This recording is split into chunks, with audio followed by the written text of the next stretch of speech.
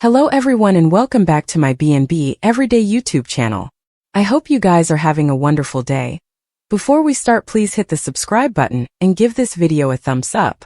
Eric Forrester and Rich Forrester face a game-changing disclosure about Forrester Creations.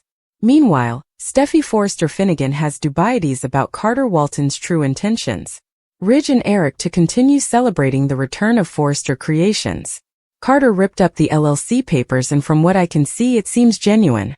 Carter could be pulling another con, but he's been feeling so shamefaced that I do suppose it's sincere. Still, it seems not everyone will be induced that this is a good thing. For one thing, Steffi will want to be thrilled about Carter eventually doing the right thing. Still, she wouldn't be suitable to shake the feeling that Carter's intentions might not be pure. I do have a proposition about that, but let's talk about Steffi more for a nanosecond. Steffi tells her family that Hope Logan shouldn't be involved. Still, that was part of the deal Carter made with Ridge and Eric. Eric and Ridge will face a game-changing disclosure. It's added that it shifts the course of the company. So, I wonder if Ridge and Eric will tell Carter that they can't cover Hope's fashion line. Will Carter still be willing to do? Or could they go back on their word? Nothing was put on paper or inked, this was a verbal agreement.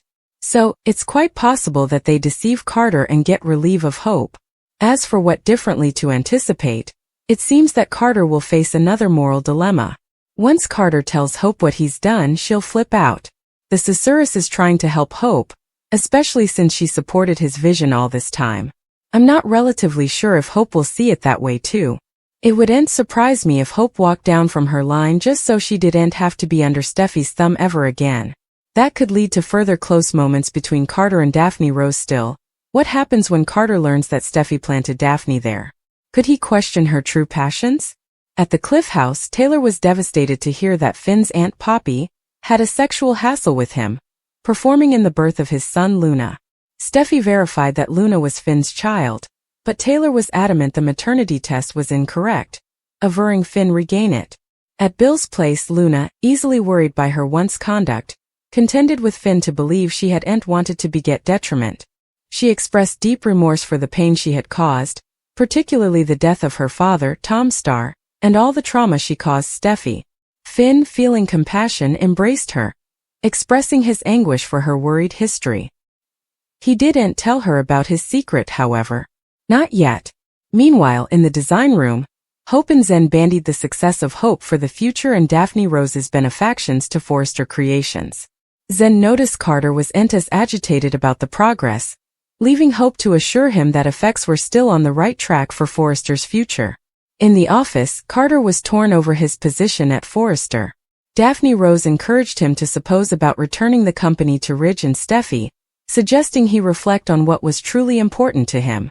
Carter, still equivocal, appreciated Daphne's guidance, and she offered to speak to Ridge and Steffi on his behalf.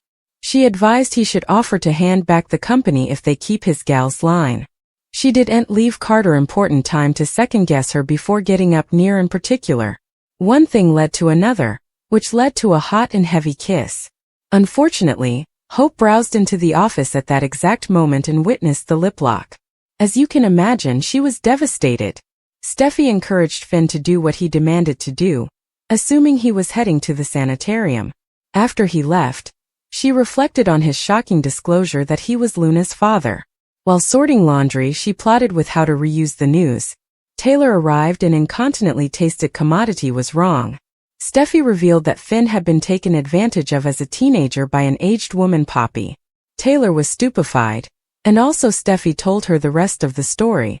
Meanwhile, Luna stayed at Bill's house, reading in composition about Katie, and will before shifting her attention to Tom Starr's death.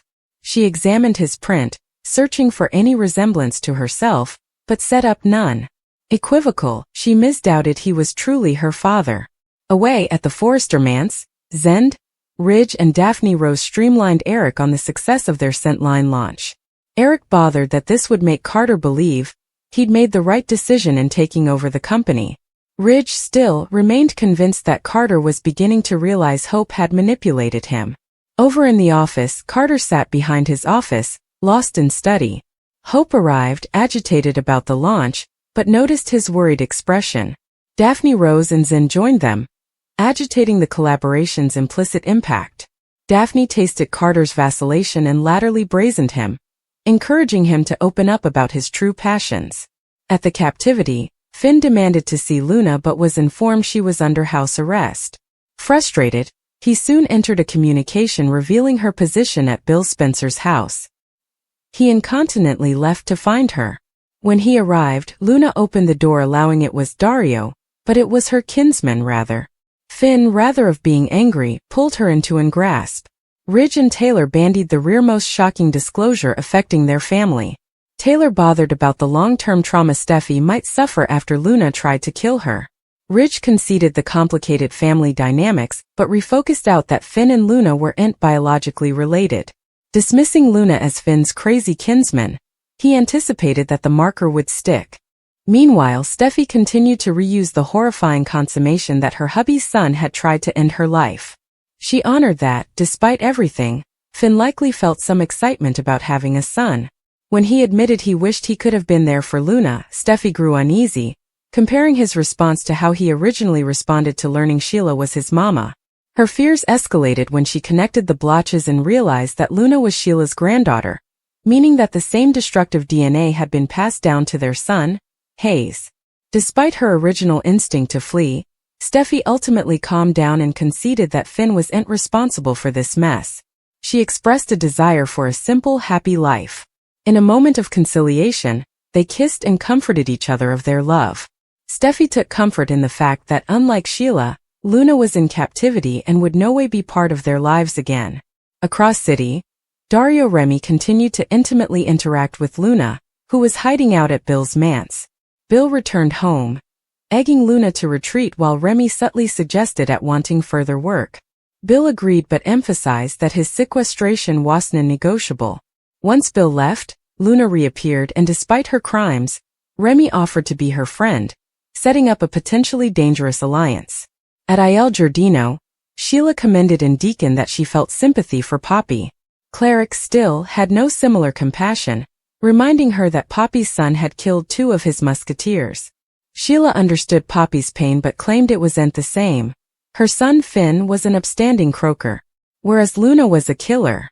As the discussion continued, Sheila admitted how important she missed Finn and his family.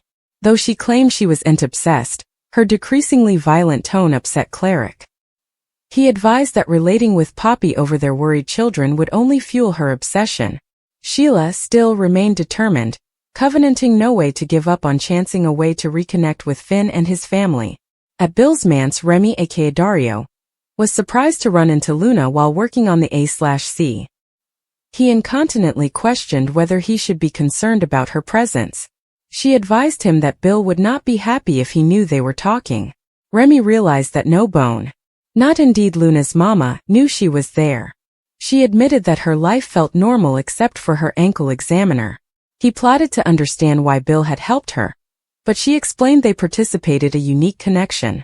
Before leaving, Remy noted that Bill had instructed him to use the service gate, attesting that Bill wanted to keep Luna's presence a secret. Meanwhile at Il Giardino, Sheila and Poppy bandied Luna's fate. Poppy expressed her desolation over her son being locked for life, floundering to comprehend how Luna could commit similar terrible crimes. Sheila, relating to her, refocused out that circumstances had separated both of them from their children.